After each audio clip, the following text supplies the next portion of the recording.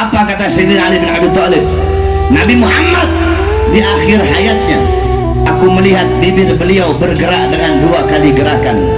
Kemudian aku dekatkan telingaku, aku mendengar beliau berkata, ummati, umatku, ummati, umatku, umatku. Kemudian meninggal Nabi Muhammad SAW. Ketika itu Allah berkata kepada Jibril, wahai Jibril, turunlah engkau, sampaikan kepada Muhammad, apakah Muhammad memilih dunia atau memilih aku? Kalau dia memilih dunia, sampaikan kepadanya, akan aku panjangkan umurnya.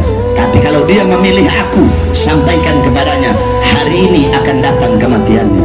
Turun Jibril alaihissalam. Ketika itu Rasulullah berada di atas kasur sedang dalam keadaan sakit di rumah Sayyidatuna Aisyah. Apa kata Jibril? Ya Rasulullah, Tuhanmu memberikan kepadamu 2 pilihan. Apakah kau akan memilih dunia atau memilih Allah Subhanahu wa ta'ala? Apa kata Jibril? Apa kata Nabi? Apa jawabnya Nabi? Tentu aku lebih memilih Allah Subhanahu wa ta'ala.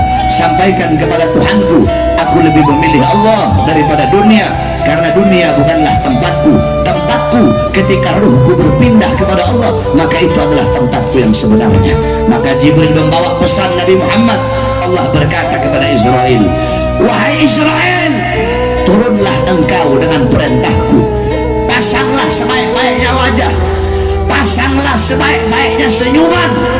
Engkau turun, engkau akan mencabut nyawa makhluk yang paling mulia. Engkau izin dulu kepadanya, mau tidak dia dicabut nyawanya? Kalau dia mau, kau cabut. Kalau dia tidak mau, maka jangan kau cabut, kembalilah engkau kepadaku. Turun malaikat Israel dengan perintah Allah. Di Israel tidak langsung masuk rumah Rasulullah, dia ketuk pintu Nabi Muhammad. Assalamualaikum ya Rasulullah. Pintu rumah dibuka oleh Sayyidatuna Fatimah. Fatimah berkata, siapa engkau? Tidakkah kau melihat ayahku sedang terbaring sakit? Israel menjawab, aku yang memisahkan anak dengan orang tua, aku yang memisahkan orang tua dengan anak, aku yang memisahkan suami dengan istri, aku yang memisahkan istri dengan suami, aku yang menjadikan anak-anak menjadi yatim, aku yang menjadikan istri-istri yang menjadi janda, aku yang meramaikan kuburan, aku pemisah antara dunia dan akhirat, dan aku diutus oleh Tuhanku kemari untuk mencabut nyawa sebaik-baiknya makhluk, yaitu Muhammad Rasulullah SAW. Ketika Sayyidah Fatimah mendengar kalau di depannya adalah Israel, dia langsung kembali ke pangkuan ayahnya. Dia menangis, dia berkata, wahai ayah, Israel berada di depan, ingin mencabut nyawamu wahai ayah. Apa kata Rasulullah? Jangan kau bersedih wahai Fatimah, karena engkau adalah manusia yang pertama kali akan menyusulku setelah kematianku. Datanglah Israel. Ketika Israel datang ditemani oleh Jibril, ketika akan dicabut oleh Israel, Nabi Muhammad berkata, ya Khalili Jibril, wahai kekasihku Jibril, aku belum puas meninggalkan umatku kalau Allah belum memberikan jaminan kepada umatku. Pergi Jibril menghadap Allah, ya Allah, kekasihmu belum puas, kekasihmu minta jaminan untuk umatnya. Apa kata Allah? Fa'auhallahu ta'ala ala Jibril, basyirhu ya Jibril, innal jannah muharramatun alal umam qabla an tadkhuluha ummatuh. Wahai Jibril, sampaikan kepada Muhammad, jaminan dariku, surga aku haramkan untuk dimasuki oleh siapapun sebelum surga dimasuki oleh umat Muhammad. Ini jaminan dariku. Nabi Muhammad pada saat detik terakhir nafasnya tidak memikirkan nasibnya. Yang beliau fikirkan nasib kalian sebagai umatnya. Akhirnya dicabutlah nyawa makhluk yang mulia tersebut. Dicabut nyawa Rasulullah. Ketika nyawa tersebut sampai di betis, Nabi berkata, apakah seperti ini rasa sakit sakratul maut?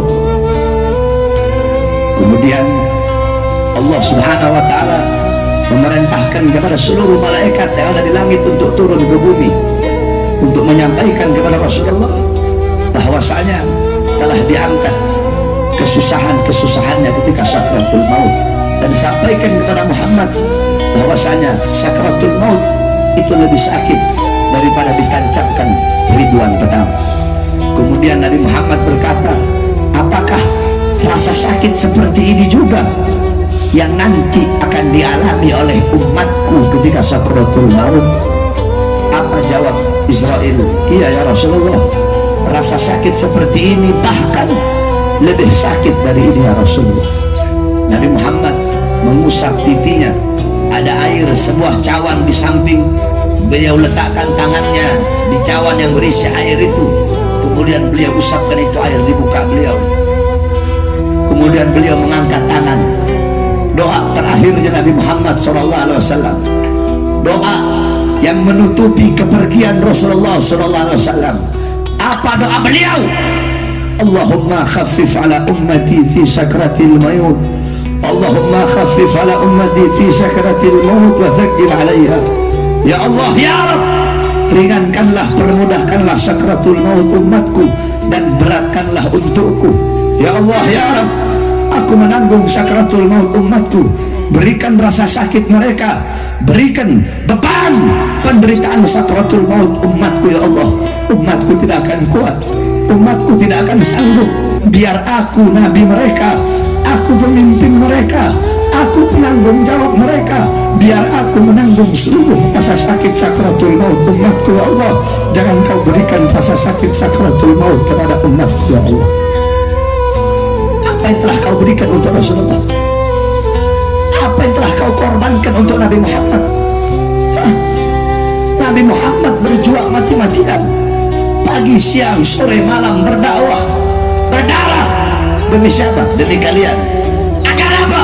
Agar iman sampai, agar Islam sampai, agar takwa sampai, agar syariat Islam sampai, agar masjid sampai, agar ulama sampai, agar Al-Quran sampai, agar ilmu, amal, adab, warok sampai, ikhlas sampai, takwa sampai, amar ma'ruf sampai, jihad sampai, nahi mungkar sampai kepada kalian. Itu semua berkat perjuangan Rasulullah.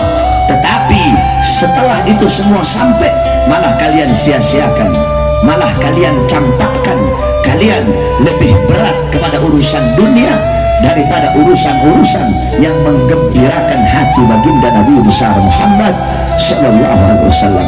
Oleh karenanya, saudara-saudaraku sekalian yang dimuliakan oleh Allah Subhanahu wa taala, dengan adanya acara Maulid yang mulia ini, maka jadilah kita umat Nabi yang bisa menggembirakan Nabi Muhammad. Dengan apa? Dengan mengikuti syariatnya, dengan taat kepada aturan-aturannya, dengan mengikuti sunnah-sunnah daripada baginda Nabi besar Muhammad. Jangan engkau jauh dari ulama, jangan engkau jauh dari orang-orang soleh. Kenapa? Karena para ulama itu adalah pewaris daripada keilmuan baginda Nabi besar Muhammad sallallahu alaihi wasallam. Nabi Muhammad tidak mewariskan harta, pangkat, jabatan, tahta, kekuasaan. Bukan itu warisannya Nabi.